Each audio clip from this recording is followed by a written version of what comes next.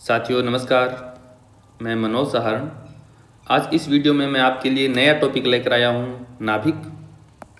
हमारे जो सिलेबस में लिखे हुए हैं नाभिक टॉपिक में 4 टॉपिक हैं।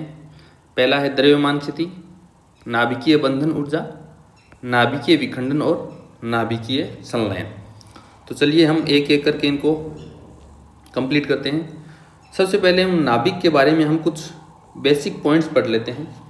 पहला, कई बार पूछ लिया जाता है, कॉमन पॉइंट ही, जिसको हम नेगलेक्ट कर देते हैं कई बार, परंतु हम बेसिक से स्टार्ट करते हैं। तो पहला पॉइंट ये है कि नाभिक की खोज किसने की? नाभिक की खोज का श्रेय किसको जाता है? खोज का श्रेय जेम्स चैडविक को जाता है। James Chadwick. सबसे पहले नाभिक की खोज किसने की? जेम्स चैडविक ने। ठीक है। किसी नाभिक को दर्शाने का जो तरीका है वो ये है, ZXA। यहाँ पर Z क्या है? Z बराबर उस नाभिक का परमाणु क्रमांक। यहाँ पर Z है परमाणु क्रमांक।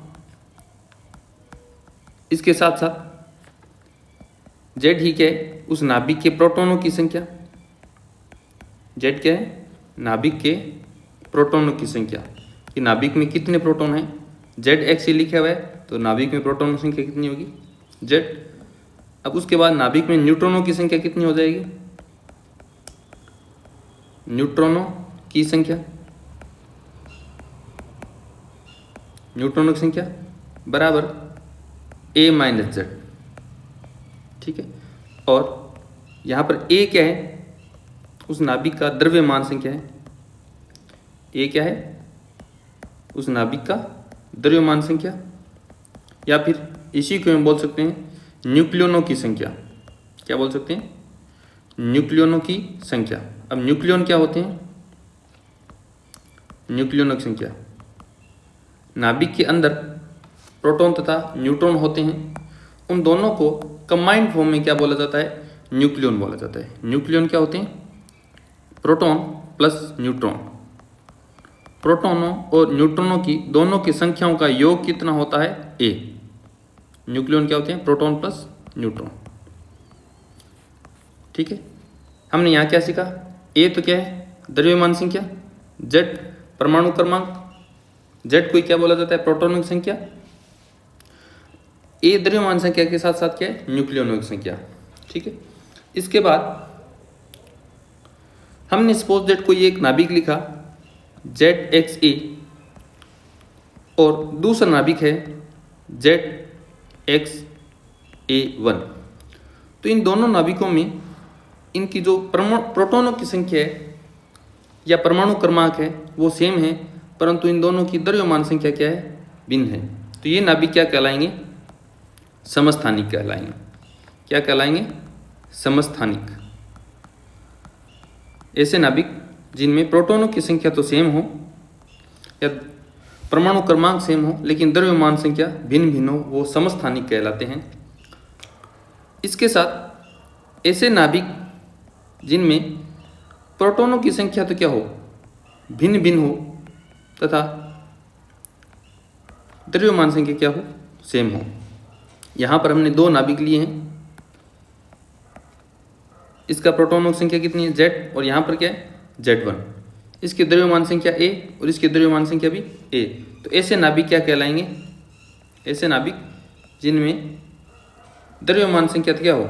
समान हो, लेकिन परमाणु क्रमांक क्या हो? भिन्न हो। तो ये नाभिक कहलाते हैं समभारिक। समभारिक, आइसोबार्स। ठीक है। और ये क्या है? आइसोमर। ठीक है।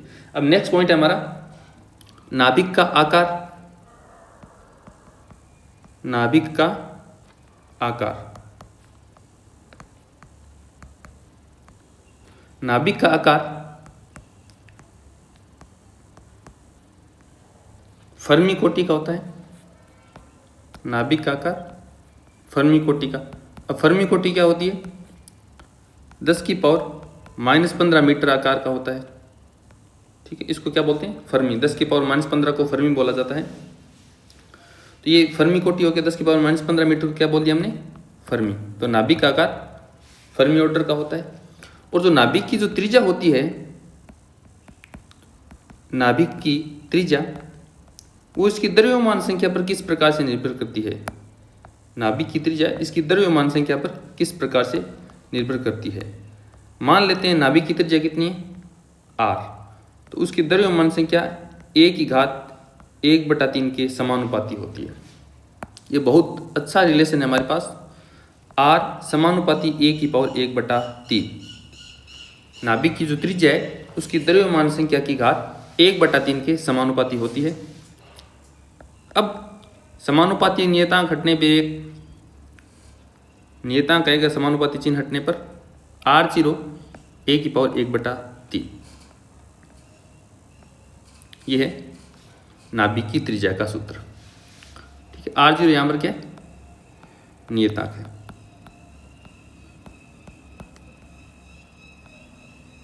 r0 नियतांक है। इस नियतांक का मान 1.2 फर्मी होता है। 1.2 गुणा 10⁻15 मीटर, या इसको ये भी लिखा जा सकता है 1.2 फर्मी। ठीक है, अब नाभिक का जो पृष्ठीय क्षेत्रफल है वो कितना आएगा, नाभिक का पृष्ठीय क्षेत्रफल, नाभिक का पृष्ठीय क्षेत्रफल, पृष्ठीय क्षेत्रफल S बराबर नाभिक को यदि गोला माने तो पृष्ठीय क्षेत्रफल आ गया 4πr², और r का मान ये रखने पर S आ जाएगा हमारे पास 4πr0² और a⁻2/3। ठीक है, तो इस समीकरण से पता चल रहा है कि जो नाभिक का पृष्ठीय क्षेत्रफल है वो द्रव्यमान संख्या की घात 2/3 के समानुपाती होता है। एक रिलेशन ये बन गया हमारे पास, ये रिलेशन पूछा जा सकता है। नेक्स्ट पॉइंट हमारा नाभिक की त्रिज्या यदि r है तो नाभिक का आयतन कितना लिख सकते हैं हम, नाभिक का आयतन, r त्रिज्या का गोला मान लो नाभिक को, तो आयतन v बराबर 4/3 πr³ और त्रिज्या r का मान रखने पर समीकरण, ये जो समीकरण है यहाँ से हम r का मान रख देंगे, ये आ जाएगा 4/3 πr0³ और a⁻3/3 मतलब 1। तो यहाँ से पता चला कि जो नाभिक का आयतन है उस नाभिक की द्रव्यमान संख्या a⁻1 के समानुपाती है। एक रिलेशन ये बन गया हमारे पास। तीसरा, तो नाभिक का आयतन a⁻1 के समानुपाती है। तो चौथा है हमारे पास नाभिक का घनत्व, नाभिक का घनत्व उसकी द्रव्यमान संख्या पर निर्भर नहीं करता, द्रव्यमान संख्या पर निर्भर नहीं करता, पर निर्भर नहीं करता।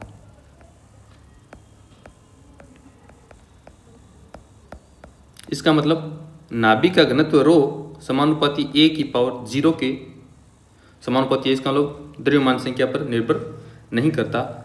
नाभिक का जो घनत्व होता है बहुत उच्च घनत्व होता है। सभी नाभिकों के लिए, सभी नाभिकों का घनत्व क्या होता है, समान होता है। सभी नाभिकों का घनत्व एक समान होता है। सभी नाभिकों का घनत्व एक समान होता है और इसलिए दो नाभिकों के घनत्व का अनुपात कितना होगा, सभी नाभिकों का घनत्व एक समान है तो किसी भी दो नाभिकों के घनत्व का अनुपात लिया जाए तो वो कितना आएगा,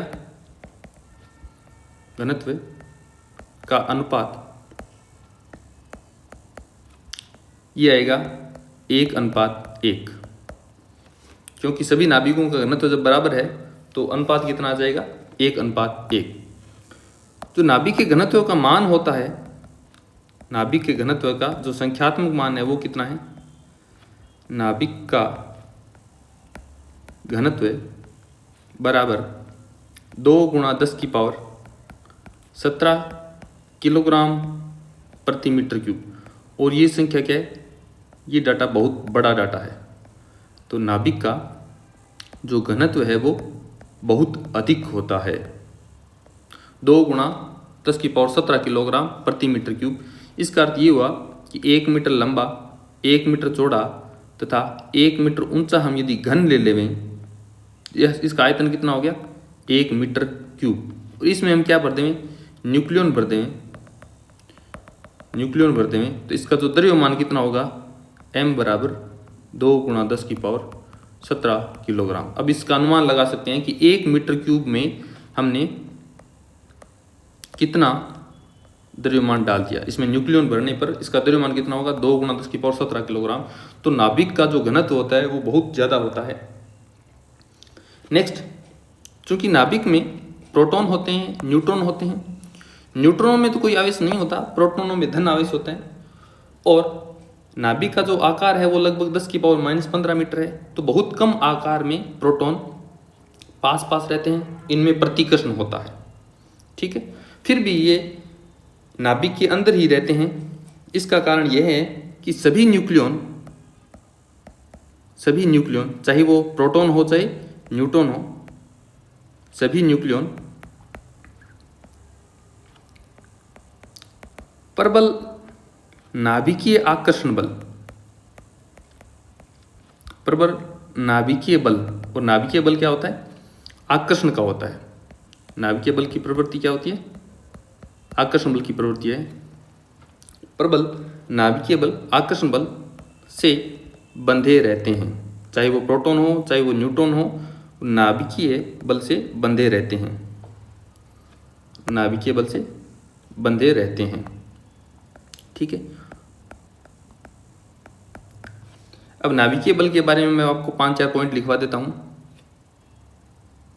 कई बार हालांकि सिलेबस में डायरेक्ट तो नहीं लिखा हुआ नाभिकीय बल, फिर भी बहुत ज़्यादा इंपॉर्टेंट है, तो हम नाभिकीय बल के बारे में 5-4 लाइनें लिख लेते हैं। नाभिकीय बल, यह बल प्रकृति में पाया जाने वाला प्रकृति का सबसे प्रबलतम बल है, स्ट्रॉन्गेस्ट फोर्स इन नेचर। प्रकृति में पाया जाने वाला प्रबलतम बल है। ठीक है, यह आवेश पर निर्भर नहीं करता, आवेश पर निर्भर नहीं करता, आवेश पर निर्भर नहीं करता। चाहे प्रोटॉन हो चाहे न्यूट्रॉन हो, सब में ये जो आकर्षण बल लगता है वो क्या लगता है? बराबर लगता है। इसका मतलब जो आकर्षण बल प्रोटॉन में बराबर आकर्षण बल प्रोटॉन न्यूट्रॉन में बराबर F न्यूट्रॉन में। तो न्यूट्रॉन में भी ये नाभिकीय बल लगता है। इसके बाद यह असंरक्षी बल है, यह असंरक्षी नॉन कंजर्वेटिव असंरक्षी बल है। यह अकेंद्रीय नॉन सेंट्रल, अकेंद्रीय जैसे कूलाम बल, गुरुत्वाकर्षण बल और प्रत्यानयन बल, स्प्रिंग में उत्पन्न प्रत्यानयन बल, ये सारे बल केंद्रीय बल है, परंतु नाभिकीय बल है वो अकेंद्रीय बल है, नॉन सेंट्रल फोर्स है। ठीक है, और यह अल्पप्रासी बल है, अल्पप्रासी बल है। अल्पप्रासी बल क्यों है?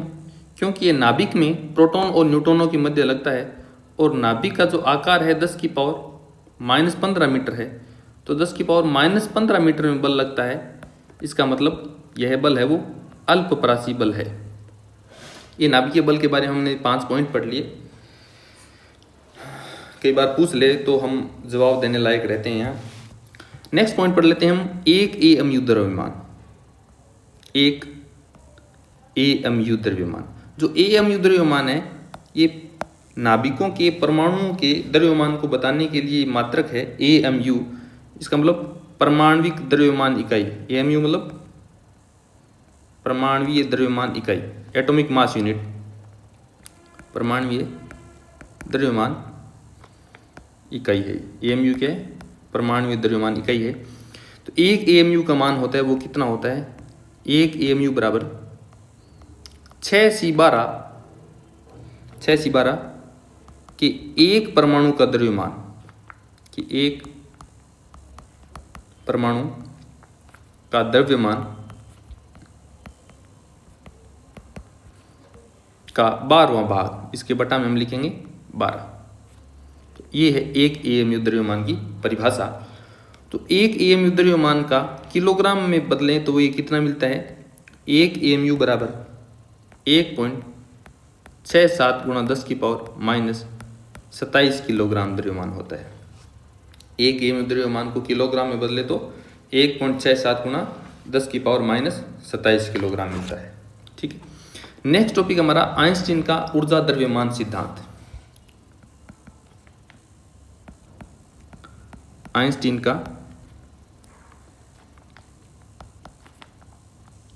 ऊर्जा द्रव्यमान सिद्धांत।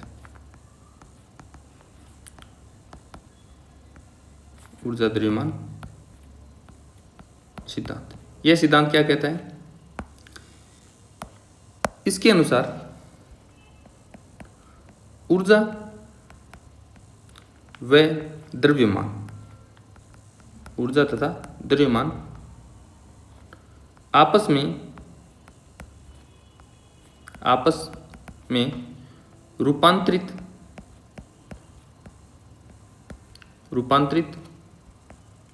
हो सकते हैं, आपस में रूपांतरित हो सकते हैं। इसका मतलब द्रव्यमान को ऊर्जा में बदला जा सकता है और ऊर्जा को द्रव्यमान में। तो m द्रव्यमान के संगत जो ऊर्जा है वो कितनी है? यदि m द्रव्यमान को हम ऊर्जा में बदलें, m द्रव्यमान के संगत ऊर्जा, तो m द्रव्यमान को ऊर्जा में बदलें तो कितनी ऊर्जा मिलेगी? उसको हम लिखेंगे m द्रव्यमान के संगत ऊर्जा, वो मिलती है हमारे पास E बराबर mc²। यहाँ पर c क्या है? c है यहाँ पर प्रकाश का वेग, यहाँ c है प्रकाश का वेग, निर्वात में प्रकाश का वेग। प्रकाश का वेग किस माध्यम में है? ये निर्वात में। और इसका मान कितना होता है? 3 गुणा 10 की पावर 8 मीटर प्रति सेकंड। तो एक एएमयू के संगत कितनी ऊर्जा आती है? एक एएमयू के संगत ऊर्जा, इसका मान कितना आएगा? E बराबर mc²। m का मान कितना है? एक एएमयू, इसको हम किलोग्राम में लिखेंगे तो m बराबर एक एएमयू, और इसका किलोग्राम में मान कितना है? 1.67 गुणा 10 की पावर माइनस 27 किलोग्राम। m का मान ये रख देते हैं हम 10 की पावर माइनस 27, और c का जब स्क्वायर करेंगे तो इसका मान कितना आएगा? 9 गुणा 10 की पावर 16। ये जो राशि आई है ये है जूल में, ये जो ऊर्जा ये किस में? ये जूल में है। यदि हम इसको इलेक्ट्रॉन वोल्ट में बदलना चाहें, हम इलेक्ट्रॉन वोल्ट में बदलना चाहें तो एक इलेक्ट्रॉन वोल्ट बराबर 1.6 गुणा 10 की पावर माइनस 19 जूल होते हैं।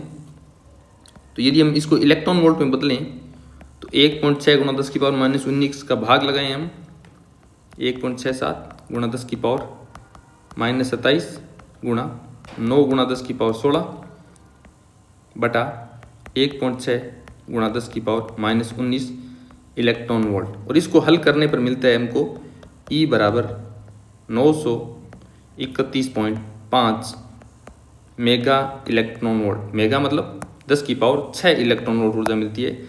ये रिलेशन बहुत ज़्यादा इंपॉर्टेंट है, हमारे बार बार काम आएगा कि एक एएमयू द्रव्यमान को ऊर्जा में बदलें तो हमें कितनी ऊर्जा मिलेगी? 931.5 मेगा इलेक्ट्रॉन वोल्ट ऊर्जा में मिलती है। ठीक है, नेक्स्ट टॉपिक हमारा द्रव्यमान स्थिति, मास डिफेक्ट। यदि हम नाभिक का द्रव्यमान कैलकुलेट करें तो हम एक नाभिक ले लेते हैं। फॉर एग्जांपल ZXA एक नाभिक लिया है, इसमें प्रोटॉनों की संख्या कितनी है? प्रोटॉनों की संख्या, प्रोटॉनों की संख्या बराबर Z, और न्यूट्रॉनों की संख्या कितनी है? न्यूट्रॉनों की संख्या बराबर A माइनस Z। हम मान लेते हैं कि एक प्रोटॉन का द्रव्यमान कितना है? प्रोटॉन का द्रव्यमान, प्रोटॉन का द्रव्यमान बराबर m उसके सबस्क्रिप्ट में p, और न्यूट्रॉन का द्रव्यमान कैलकुलेट करें तो हम मान लेते हैं कि न्यूट्रॉन का द्रव्यमान कितना है?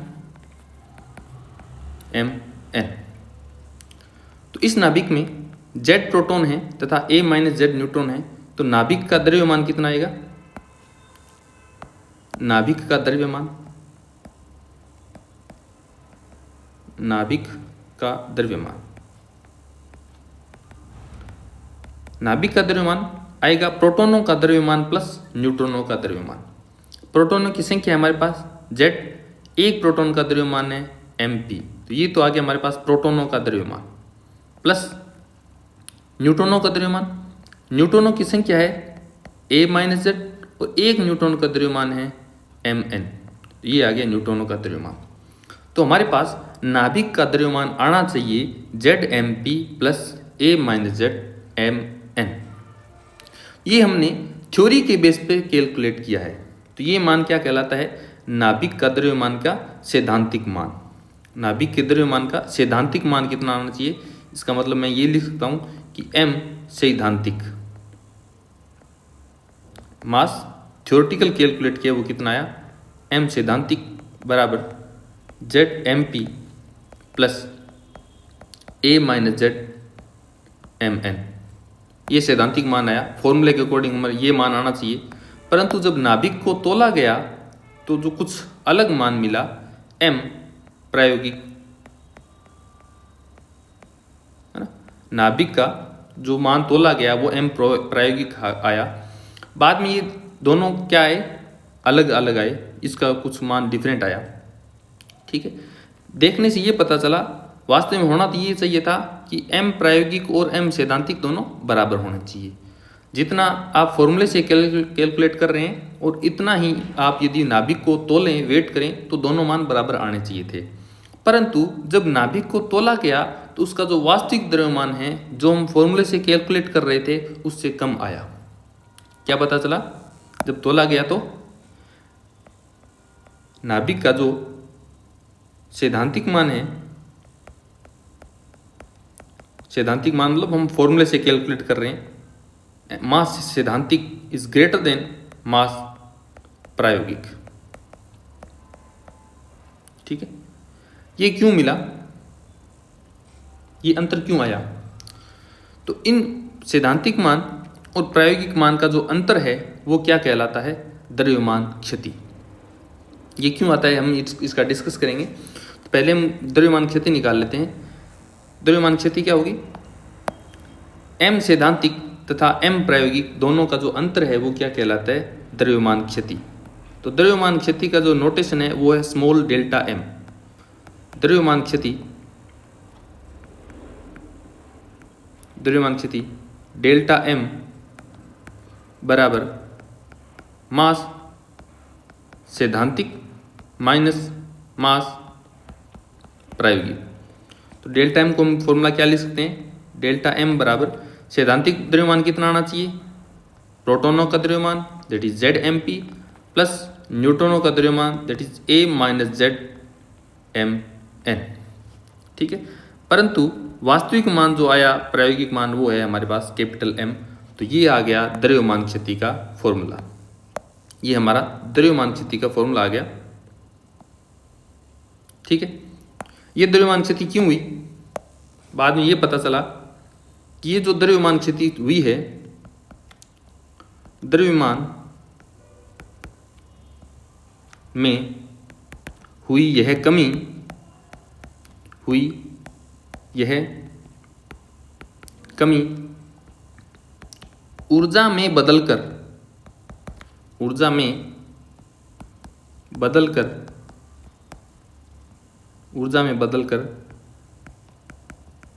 नाभिक में जो उपस्थित न्यूक्लियन है, न्यूट्रॉन और प्रोटॉन, नाभिक के, या फिर नाभिक में लिख देता हूं मैं, नाभिक में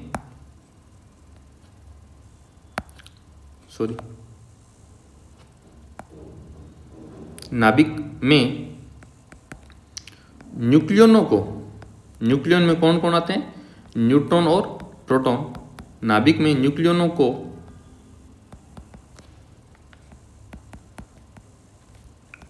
बांध कर रखने में खर्च हो गई, बांध कर रखने में खर्च हुई है। ये जो द्रव्यमान क्षति हुई है, हम जानते हैं कि आइंस्टीन के ऊर्जा द्रव्यमान सिद्धांत से कि जो द्रव्यमान है वो ऊर्जा में बदल सकता है।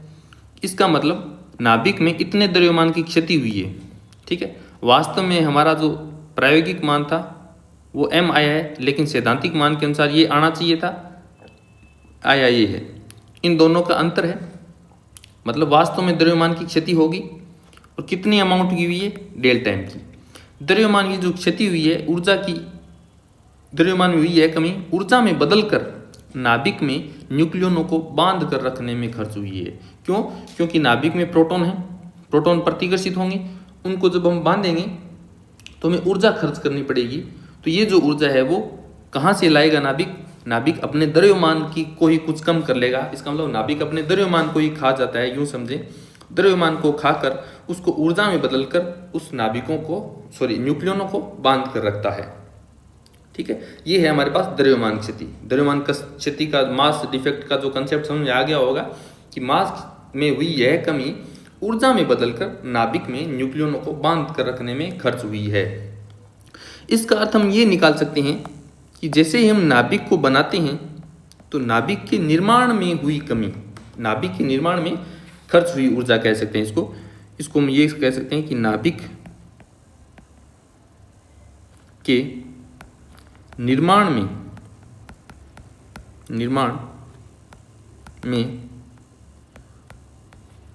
हुई, नाभिक में निर्माण में खर्च हुई ऊर्जा,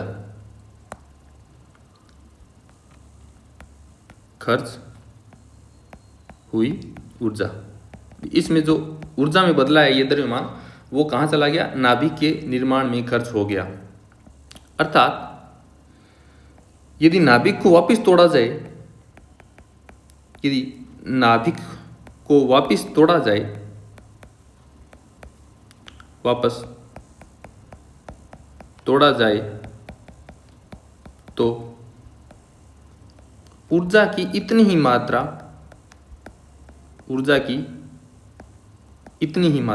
कितनी मात्रा? इस डेल्टा m द्रव्यमान के संगत ऊर्जा की इतनी ही मात्रा उत्सर्जित होगी,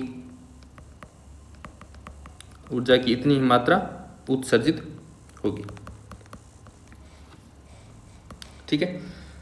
डेल्टा m द्रव्यमान क्षति हुई, इसके संगत जो ऊर्जा है वो न्यूक्लियनों को बांध कर रखने में खर्च होगी। इसका अर्थ क्या हुआ कि डेल्टा m द्रव्यमान क्षति, डेल्टा m के द्रव्यमान क्षति, इसके संगत जो ऊर्जा है वो क्या कहलाएगी? संगत ऊर्जा न्यूक्लियनों को बांध कर रख रही है, इसका मतलब उसको हम नाम दे सकते हैं बंधन ऊर्जा। डेल्टा m के संगत जो ऊर्जा है उसको हम क्या नाम दे सकते हैं? बंधन ऊर्जा, बाइंडिंग एनर्जी,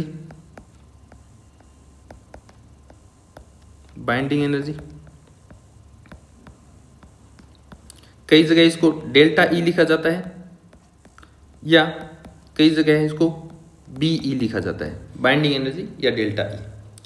तो इस डेल्टा E का मान कितना आएगा? मैं यहाँ पर बाइंडिंग एनर्जी का नोटेशन BE ले रहा हूँ, तो BE का मान कितना आएगा? BE बराबर delta m c²। Delta m द्रव्यमान क्षति है, ये डेल्टा m द्रव्यमान क्षति हुई तो इसके संगत ऊर्जा कितनी बनेगी? Delta m c²। और यही क्या है हमारे पास? बंधन ऊर्जा है।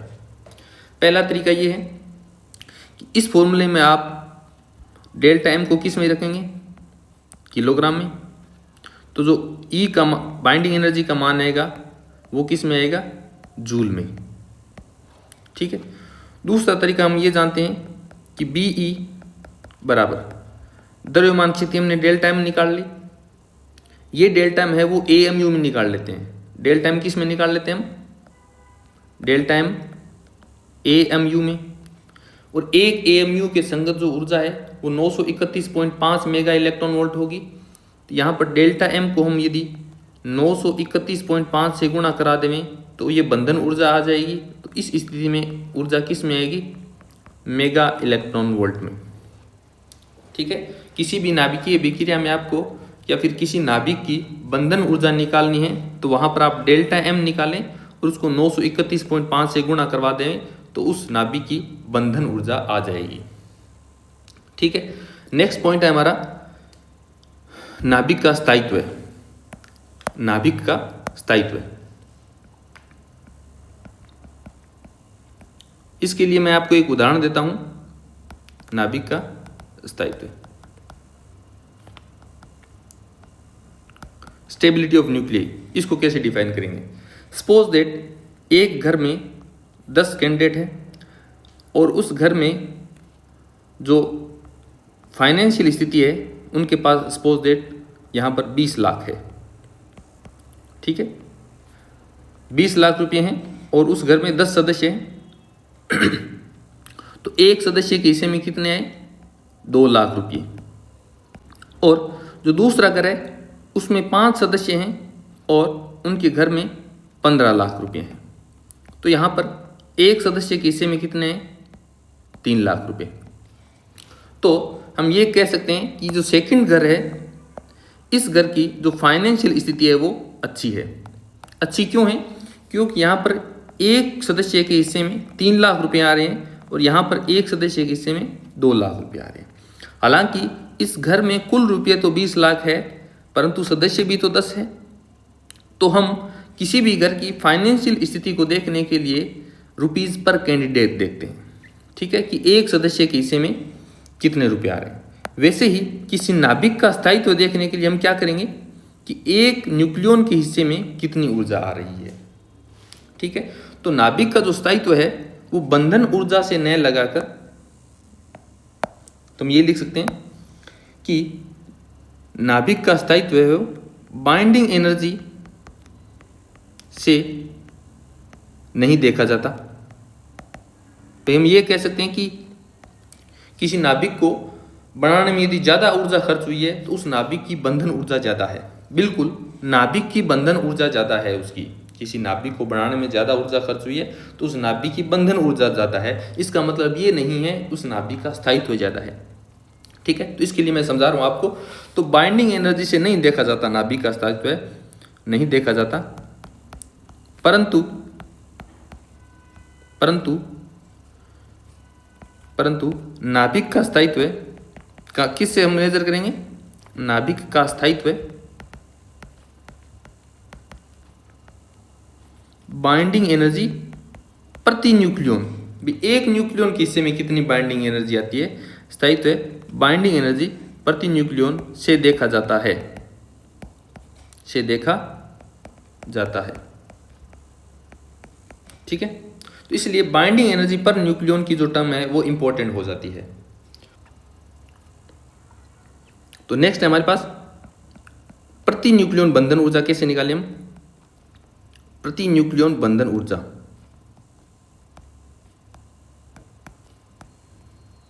प्रति न्यूक्लियन बंधन ऊर्जा, इसका मतलब एक न्यूक्लियन के हिस्से में कितनी बंधन ऊर्जा काम आ रही है।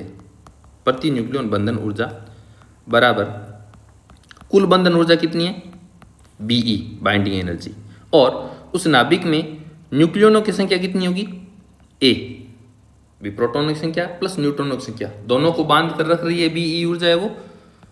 तो ए न्यूक्लियनों को बांध कर रख रही है, तो एक न्यूक्लियन को बांध करने में कितनी ऊर्जा खर्च हुई, इसकी बाइंडिंग एनर्जी पर न्यूक्लियन, प्रति न्यूक्लियन बंधन ऊर्जा बीई बटा ए। ठीक है। तो हम ये लिख सकते हैं कि जिस नाभिक के लिए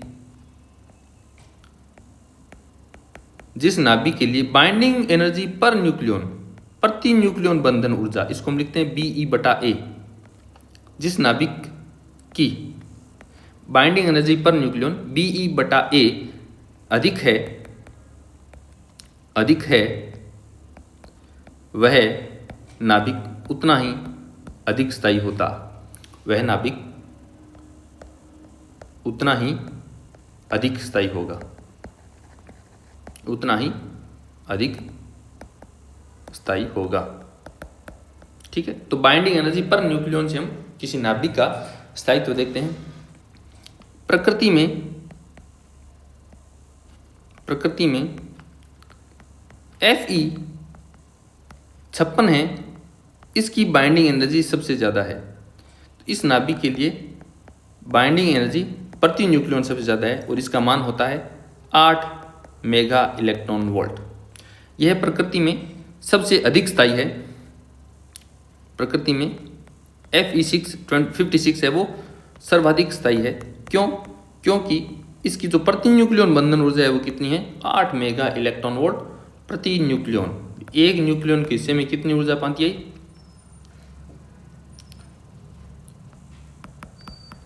प्रति न्यूक्लियन 8 मेगा इलेक्ट्रॉन वोल्ट। ठीक है, ये सर्वाधिक स्थायी है। ठीक है, नेक्स्ट टॉपिक है हमारा क्षय। जब भी किसी नाभिक का क्षय होता है तो आवेश क्या रहता है? संरक्षित रहता है। आवेश संरक्षित रहता है।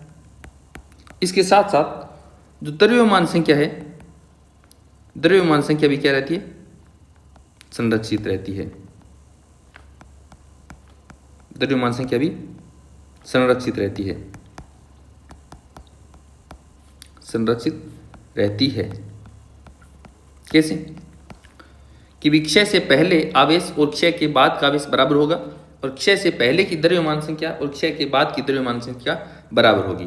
तो पहला हम क्षय पढ़ लेते हैं, अल्फा क्षय, अल्फा डीके। ठीक है, कोई रेडियो एक्टिव नाभिक है, वो स्थायित्व प्राप्त करने के लिए ये डीके करते हैं, alpha decay, beta decay, gamma decay. तो अल्फा क्षय में होता क्या है? अल्फा कण का उत्सर्जन होता है। अल्फा कण का उत्सर्जन करता है नाभिक। रेडियो एक्टिव नाभिक है वो अल्फा कण का उत्सर्जन करता है। और अल्फा कण क्या चीज़ होती है हम जानते हैं? अल्फा कण होता है हीलियम का नाभिक। अल्फा कण क्या होते हैं? हीलियम का नाभिक। तो यहाँ पर इसमें अल्फा कण में क्या होते हैं? 2 प्रोटॉन होंगे, क्योंकि हीलियम का नाभिक है तो हीलियम के नाभिक में 2 ही प्रोटॉन हैं, प्लस 2 है न्यूट्रॉन। 2 प्रोटॉन और 2 न्यूट्रॉन है। अल्फा कण में इलेक्ट्रॉन नहीं होते। क्यों? क्योंकि ये हीलियम का नाभिक है और नाभिक में इलेक्ट्रॉन नहीं होता है। तो हम अल्फा क्षय कर देते हैं। सपोज दैट हमारे पास कोई ZXA नाभिक है, ये एक अल्फा क्षय करता है। क्या करता है? अल्फा क्षय करता है। तो इसके साथ साथ अल्फा क्षय करने से हमें एक तो अल्फा कण मिलेगा 2He4, हीलियम का नाभिक है, इसको हम 2He4 से लिखेंगे। यहाँ 2 प्रोटॉन है और A-Z करेंगे तो 4-2, ये 2 न्यूट्रॉन हैं। तो हमें यहाँ पर कौन सा नाभिक मिलेगा? ठीक है, हमें सपोज दैट कोई दूसरा नाभिक Y मिल रहा है, तो इसका जो परमाणु क्रमांक है वो कितना होगा? वो हो जाएगा Z-2। क्यों? क्योंकि हमने लिखा है कि आवेश संरक्षित रहता है। तो यहाँ पर Z-2 प्रोटॉन है और यहाँ पर 2 प्रोटॉन हैं। टोटल कितने प्रोटॉन हो गए? Z proton. और क्षय से पहले भी कितने? Z proton. क्षय के पहले द्रव्यमान संख्या कितनी है? A। तो यहाँ पर द्रव्यमान संख्या कितनी हो जाएगी? A-4। क्यों? क्योंकि A-4 और 4 जुड़कर वापस कितनी आ जाएगी? A। तो इस प्रकार से क्षय में द्रव्यमान संख्या और आवेश क्या रहता है? संरक्षित रहता है। तो हमने ये देखा कि जब अल्फा क्षय हुआ तो इस अभिक्रिया में द्रव्यमान संख्या नियत रही है, आवेश नियत रहा है, परंतु ये जो X नाभिक था वो किस में बदल गया? Y नाभिक में बदल गया। परंतु इस नाभिक की जो द्रव्यमान संख्या है वो नियत नहीं है, उस पूरी रिएक्शन में द्रव्यमान संख्या नियत है। तो अल्फा क्षय करने पर नाभिक की जो द्रव्यमान संख्या है कितनी कम होगी? नाभिक की द्रव्यमान संख्या द्रव्यमान संख्या कितनी घट गई, पहले ए थी अब A-4 होगी, द्रव्यमान संख्या 4 से कम हो जाती है या 4 कम हो जाती है, यूं लिख दें सीधे, द्रव्यमान संख्या 4 कम हो जाती है। इसके साथ साथ इसका जो क्रमांक है, परमाणु क्रमांक, वो कितना हो जाता है, तो नाभिक का परमाणु क्रमांक वो कितना हो गया, पहले Z था अब Z-2 हो गया, तो परमाणु क्रमांक 2 कम हो गया, 2 कम हो जाता है। ठीक है, ये अल्फा क्षय हुआ। इसके साथ साथ ऊर्जा भी निकलती है अल्फा क्षय के। अब हम पढ़ लेते हैं बीटा क्षय, बीटा डीके। बीटा क्षय एक तो होता है बीटा नेगेटिव क्षय, बीटा नेगेटिव क्षय, इसमें -1e0 ये कण निकलता है, तथा दूसरा है बीटा पॉजिटिव क्षय, बीटा पॉजिटिव क्षय, इसमें +1e0 ये कण निकलता है। इसको हम बोलते हैं इलेक्ट्रॉन और इसको हम बोलते हैं पॉजिट्रॉन, इलेक्ट्रॉन और पॉजिट्रॉन। इन दोनों कणों की जो द्रव्यमान है वो सेम है, परंतु इनका आवेश क्या होता है, विपरीत होता है। इसका आवेश माइनस है और इसका आवेश प्लस है, लेकिन आवेश बराबर ही है।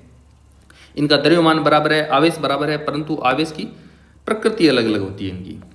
पहले हम पढ़ लेते हैं बीटा नेगेटिव क्षय, बीटा नेगेटिव क्षय, ये पहला क्षय है बीटा नेगेटिव क्षय।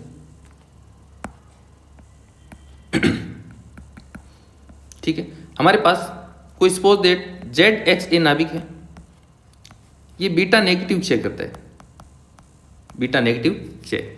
बीटा नेगेटिव क्षय किया, इसका मतलब कौन सा कण निकलेगा साथ में, -1e0। ठीक है, इस कण की द्रव्यमान संख्या कितनी है, 0। इसका मतलब जो नया नाभिक मिलेगा आपको Y, उसकी द्रव्यमान संख्या पहले जो X की द्रव्यमान संख्या थी वही मिलेगी।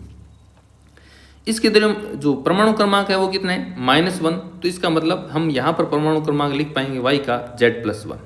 क्यों, क्योंकि क्षय से पहले परमाणु क्रमांक कितना है, Z, और क्षय के बाद में कितना हो जाएगा, Z+1 और -1, वापिस Z ही रहेगा। क्षय से पहले द्रव्यमान संख्या A और क्षय के बाद में A+0 A। तो बीटा नेगेटिव क्षय में क्या हो गया, परमाणु क्रमांक 1 बढ़ गया X और Y में। X का तो परमाणु क्रमांक Z है, Y का परमाणु क्रमांक Z+1 है, और द्रव्यमान संख्या में कोई फर्क नहीं पड़ता। दूसरा हम क्षय पढ़ लेते हैं बीटा प्लस क्षय। ठीक है, कोई हम नाभिक लेते हैं ZXA, ये बीटा प्लस क्षय करता है। इसका मतलब कौन सा कण उत्सर्जित करेगा, +1e0। तो इस कण का द्रव्यमान संख्या 0 है, इसका मतलब जो नया नाभिक आपको मिल रहा है उसकी द्रव्यमान संख्या A होगी। क्यों, क्योंकि क्षय से पहले द्रव्यमान संख्या A है, तो क्षय के बाद में भी A+0 द्रव्यमान संख्या A ही है।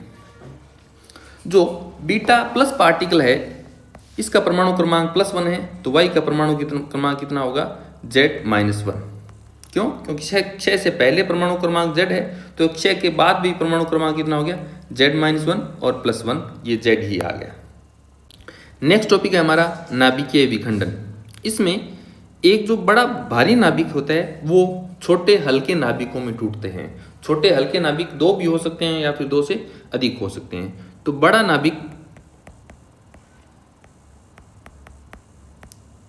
नाभिक है वो छोटे और हल्के नाभिकों में टूटना, छोटे और हल्के नाभिकों में टूटने की जो घटना है वो क्या कहलाती है, नाभिकीय विखंडन, न्यूक्लियर फिजन। तो इसमें क्या होता है, एक बड़ा भारी नाभिक है वो छोटे हल्के नाभिकों में टूटता है। ठीक है, इसका मैं आपको उदाहरण बता देता हूँ। उदाहरण ये है कि सपोज दैट आपने एक नाभिक है 92 यूरेनियम 238, ठीक है, इस पर आपने न्यूट्रॉन की टक्कर करवाई 0n1, न्यूट्रॉन की टक्कर करवाई 0n1। इसमें थोड़ा मैं आपको हिंट बता दूं, न्यूट्रॉन को 0n1 क्यों लिखते हैं। ये होता है हमारे पास प्रोटॉनों की संख्या, तो न्यूट्रॉन में कोई प्रोटॉन नहीं है तो 0। ये होता है हमारे पास द्रव्यमान संख्या, तो ये है हमारे पास A का मान 1। तो न्यूट्रॉनों की संख्या कितनी होगी? न्यूट्रॉनों की संख्या बराबर A माइनस Z, ये कितना आ गया? 1। तो न्यूट्रॉन में एक तो न्यूट्रॉन है, स्वयं न्यूट्रॉन, और प्रोटॉन नहीं है, तो इसको हम कैसे लिखेंगे? 0n1। ये न्यूट्रॉन को लिखने का तरीका है। न्यूट्रॉन को हम सदैव लिखेंगे 0n1। तो न्यूट्रॉन की जब हम यूरेनियम से टक्कर कराएंगे तो ये यूरेनियम 2 हल्के नाभिकों में टूट जाता है। कौन कौन से? एक तो 56 बेरियम 141 प्लस दूसरा है 36 क्रिप्टॉन 92। इसके साथ साथ 3 न्यूट्रॉन और उत्सर्जित होते हैं और एक ऊर्जा निकलती है, जो ऊर्जा को नोटेशन है वो Q है। तो ये है नाभिकीय विखंडन।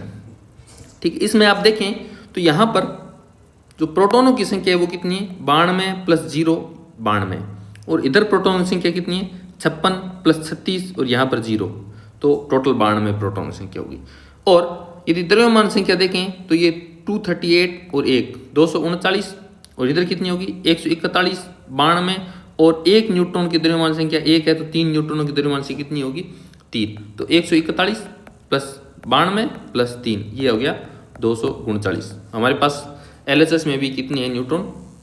239 ये। तो हमने ये देखा कि यहाँ पर कोई भी नाभिकीय विक्रिया है तो उसमें द्रव्यमान संख्या भी संरक्षित रहती है तथा आवेश संरक्षित रहता है। ठीक है, ये हमारे पास है नाभिकीय विखंडन। इसका जो उपयोग है वो नाभिकीय भट्टियों में किया जाता है। नाभिकीय भट्टियों में इसका नाभिकीय विखंडन का उपयोग किया जाता है। नाभिकीय भट्टियों में नाभिक का विखंडन करके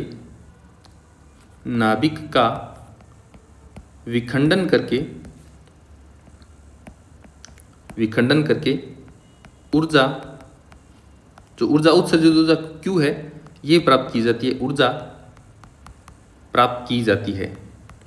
ऊर्जा प्राप्त की जाती है।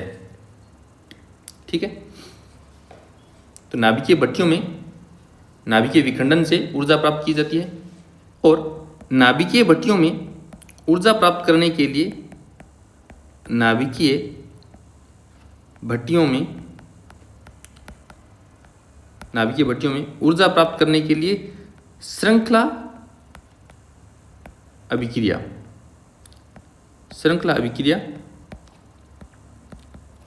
का कंसेप्ट काम लिया जाता है। श्रृंखला अभिक्रिया का कंसेप्ट काम लिया जाता है। अब ये श्रृंखला अभिक्रिया का कंसेप्ट क्या है वो हम बता देते हैं आपको। काम लिया जाता है जब हमने यूरेनियम का विखंडन किया न्यूट्रॉन की टक्कर करा के, तो पता चला कि लास्ट में 3 न्यूट्रॉन और निकले हैं। ठीक है, तो आपने ये पहले यूरेनियम है, ठीक है, इस पर एक न्यूट्रॉन की टक्कर करवाई, तो यहाँ क्या मिले फिर टक्कर के बाद? एक तो मिला आपको क्रिप्टॉन, दूसरा मिला बेरियम, और इसके साथ साथ 3 न्यूट्रॉन और मिले हैं। पहला, दूसरा और तीसरा, 3 न्यूट्रॉन है। ये न्यूट्रॉन क्या करता है? फर्दर यूरेनियम से टक्कर करता है और वापस 3 न्यूट्रॉन और निकालता है। इन 3 न्यूट्रॉनों के साथ साथ क्रिप्टॉन भी बनेंगे, बेरियम भी बनेंगे। ये न्यूट्रॉन वापस एक अगले यूरेनियम परमाणु से टक्कर करेगा, तो वापस आगे 3 न्यूट्रॉन निकलेंगे। इन तीनों न्यूट्रॉनों के साथ क्रिप्टॉन भी होगा और बेरियम भी होगा, और ये न्यूट्रॉन भी फर्दर आगे यूरेनियम से टक्कर करता है, तो यहाँ भी 3 न्यूट्रॉन निकलते हैं। तो यहाँ से देखने से ये पता चल रहा है अपने को कि पहले एक न्यूट्रॉन था, इसने एक यूरेनियम नाभिक के साथ टक्कर की, 3 न्यूट्रॉन मिले। 3 न्यूट्रॉन थे, इन्होंने 3 यूरेनियम नाभिकों के साथ टक्कर की, और ये प्रत्येक न्यूट्रॉन 3 न्यूट्रॉनों को उत्सर्जित करता है यूरेनियम के विखंडन से। तो पहले एक न्यूट्रॉन था पहली पीढ़ी में, एक बार विखंडन हुआ, अगली पीढ़ी में 3 न्यूट्रॉन मिले, फिर तीनों न्यूट्रॉन ने 3 यूरेनियम नाभिकों का विखंडन किया तो इससे 9 न्यूट्रॉन मिले। ये पहली पीढ़ी है, ये दूसरी पीढ़ी के न्यूट्रॉन है और ये तीसरी पीढ़ी के न्यूट्रॉन है। तो इस प्रकार से इस अभिक्रिया में न्यूट्रॉनों की संख्या बहुत तेजी से बढ़ती है। न्यूट्रॉनों की संख्या बहुत तेजी से बढ़ती है। न्यूट्रॉनों की संख्या बहुत तेजी से बढ़ती है।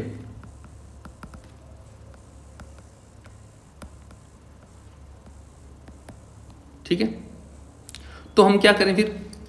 हम ये चाहते हैं कि ये अभिक्रिया यदि इसी प्रकार से तेजी से बढ़ती रही तो थोड़े ही समय में उत्सर्जित न्यूट्रॉन इतने हो जाएंगे तथा विखंडन होने वाले यूरेनियम नाभिकों की संख्या इतनी हो जाएगी कि वहाँ से विखंडन से जो ऊर्जा निकलेगी वो बहुत ज़्यादा ऊर्जा होगी। ठीक है, तो इस प्रकार से इस नाभिकीय भट्टी की जो कंट्रोल है वो बहुत मुश्किल हो जाता है। तो हम क्या करते हैं, हम ये चाहते हैं कि पहली पीढ़ी में यदि न्यूट्रॉन 1 है, दूसरी पीढ़ी में 3 न्यूट्रॉन हुए, तीसरी पीढ़ी में 9 न्यूट्रॉन हुए, चौथी पीढ़ी में 27 न्यूट्रॉन हुए। अब ये चाहते हैं कि इतनी ऊर्जा सफिशिएंट है तो हम 27 न्यूट्रॉन ही अगली पीढ़ी में मिले। इसका मतलब हमें क्या करना पड़ेगा, कुछ न्यूट्रॉनों को हटा दिया जाना पड़ेगा, कुछ न्यूट्रॉनों को रोक देंगे हम ताकि वो आगे विखंडन ना करें। ठीक है, तो इसके लिए हम क्या करते हैं, श्रृंखला अभिक्रिया के नियंत्रित करेंगे। हम इस श्रृंखला अभिक्रिया को नियंत्रित करेंगे। तो इस नियंत्रित करने के लिए एक फैक्टर आता है जिसका है पुनरुत्पादन गुणांक। ठीक है, तो श्रृंखला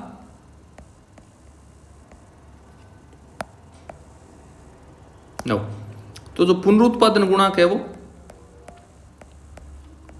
पुनरुत्पादन गुणांक, रिप्रोडक्शन फैक्टर, जिसका नोटेशन है के।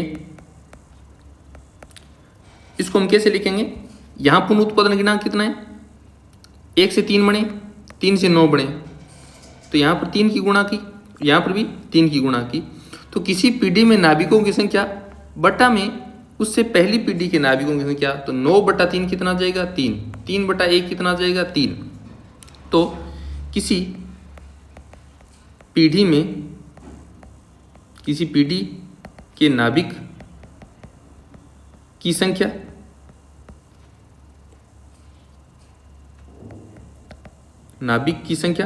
बटा उससे पूर्व पीढ़ी के नाभिक की संख्या, ये पुनरुत्पादन गुणांक है। ठीक है, तो इस श्रृंखला अभिक्रिया के नियंत्रित होने के लिए आवश्यक क्या है, श्रृंखला अभिक्रिया के नियंत्रित होने के लिए या नियंत्रित होने के लिए के का मान कितना होना चाहिए, 1। किसी पीढ़ी में नाभिकों की संख्या है, उससे पहली पीढ़ी में उतने ही नाभिक है तो के का मान 1 आ जाएगा और ये संख्या क्या हो जाएगी, ये अभिक्रिया हमारी नियंत्रित हो जाएगी।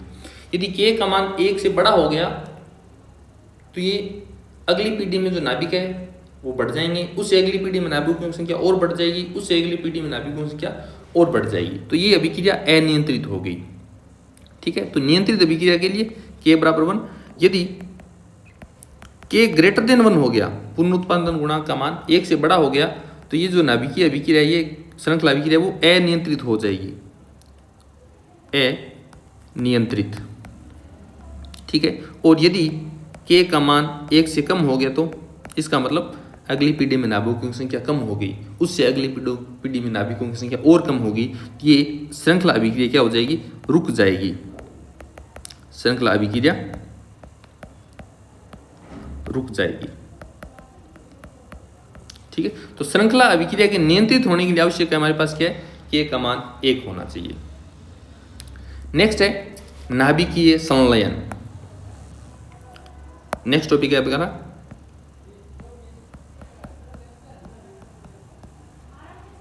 नाभिकीय संलयन, न्यूक्लियर फ्यूजन। इसमें क्या होता है कि 2 हल्के नाभिक मिलकर एक भारी नाभिक का निर्माण करते हैं, कि हल्के नाभिक मिलकर हल्के नाभिक मिलकर भारी नाभिक बनाते हैं। इसका उदाहरण क्या है कि 1s2 ड्यूटेरियम है, ये प्रोटॉन का समस्थानिक, और दूसरा 1s2 दो ड्यूटेरियम मिलकर 2He3 बनाते हैं। तो इसके साथ यहाँ पर कौन सा कण निकलेगा ये देखना है हमें। तो इसका यदि परमाणु क्रमांक देखें तो 1+1, 2 परमाणु क्रमांक पहले थे, अब 2 परमाणु क्रमांक इसके हैं। तो इस यहाँ पर जो कण होगा उसका परमाणु क्रमांक कितना होगा? 0। ठीक है। यदि हम द्रव्यमान संख्या की बात करें तो यहाँ पर 2 और 2 4 द्रव्यमान संख्या है, यहाँ पर कितनी है? 3। तो उस कण की द्रव्यमान संख्या हो गई 1। तो ऐसा कण जिसका परमाणु क्रमांक 0 है और द्रव्यमान संख्या 1 है, अभी हमने ये रिप्रेजेंट किया था ये 0n1 न्यूट्रॉन। ठीक है, 0n1 न्यूट्रॉन। तो इसमें हमारे पास एक न्यूट्रॉन निकलेगा, इसके साथ साथ ऊर्जा निकलेगी। ये जो उदाहरण है हमने नाभिकीय संलयन अभिक्रिया का उदाहरण लिया है। ठीक है, ये नाभिकीय संलयन अभिक्रिया है। इसके बारे में इंपॉर्टेंट बात है वो ये है कि इस अभिक्रिया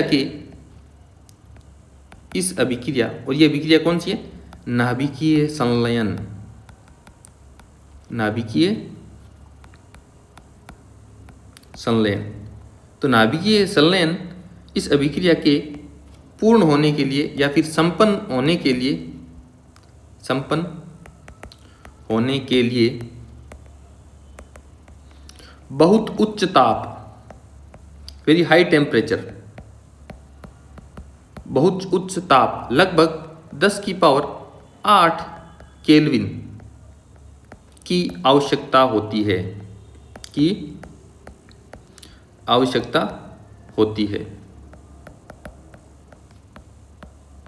तो यह ताप सूर्य पर होता है, तो सूर्य पर यह अभिक्रिया संपन्न होती है। तो सूर्य पर ऊर्जा का स्रोत कौन सा है? Energy source. सूर्य पर ऊर्जा का स्रोत नाभिकीय संलयन है, ऊर्जा का स्रोत। तो सूर्य पर ऊर्जा का स्रोत कौन सा है? नाभिकीय संलयन अभिक्रिया से ऊर्जा प्राप्त होती है सूर्य पर। और नाभिकीय संलयन हमने अभिक्रिया में देखा है कि 2 हाइड्रोजन परमाणु एक हीलियम नाभिक बना रहे हैं। तो सूर्य पर ऊर्जा का स्रोत कौन सा है? हाइड्रोजन परमाणु है। हाइड्रोजन परमाणु किस में बदलते हैं सूर्य पर? हीलियम में। ठीक है, तो प्रश्न ये उठ सकता है कि सूर्य पर जो ऊर्जा उत्पादित होती है उसका कारण क्या है? नाभिकीय संलयन। ये सूर्य भी नाम आ सकता है और नॉर्मल तारों पर ऐसा भी लिखा सकता है। और इसकी जो आवश्यक स्थिति क्या है? उच्च ताप की आवश्यकता होती है, लगभग 10⁸ केल्विन। ये हमारे पास नाभिकीय संलयन अभिक्रिया है। तो नाभिकीय संलयन अभिक्रिया को पृथ्वी पर संपन्न करवाना बहुत मुश्किल है। क्यों?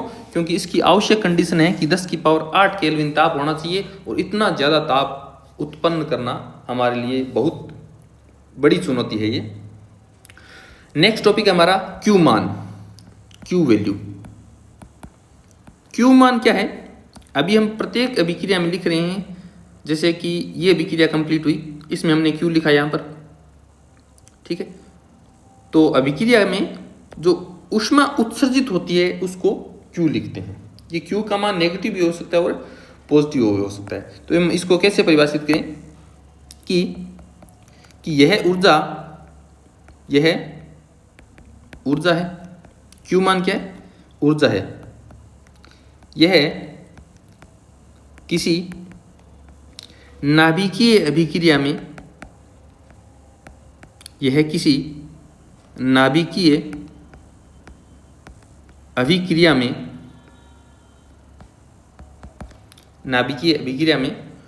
उत्सर्जित होती है।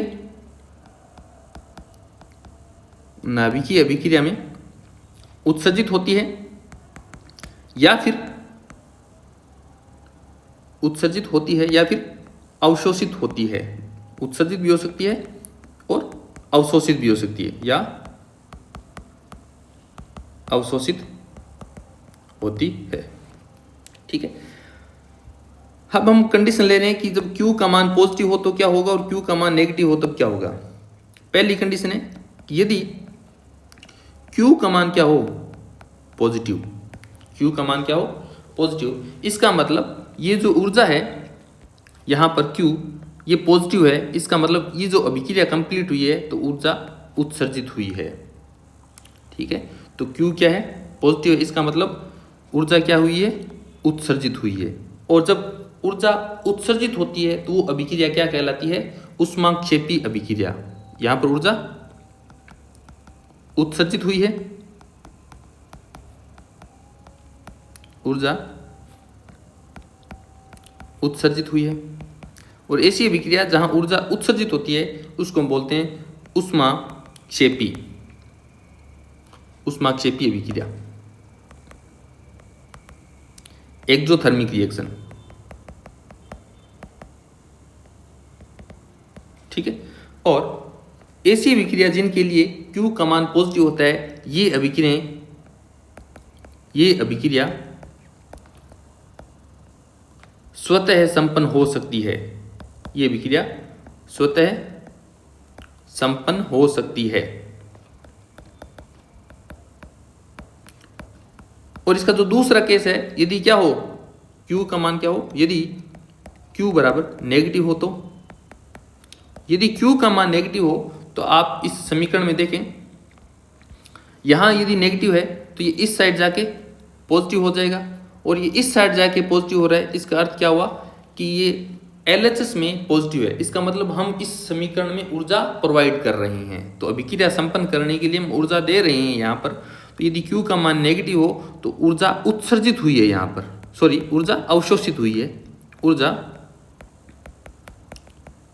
एब्जॉर्प्शन हुआ है, ऊर्जा का एनर्जी एब्जॉर्प्शन, ऊर्जा अवशोषित हुई है।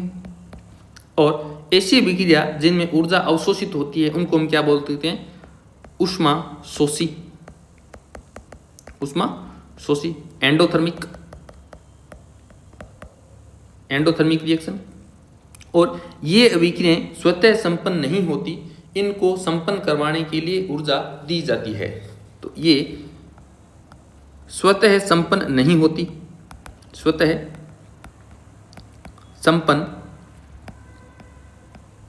नहीं होती,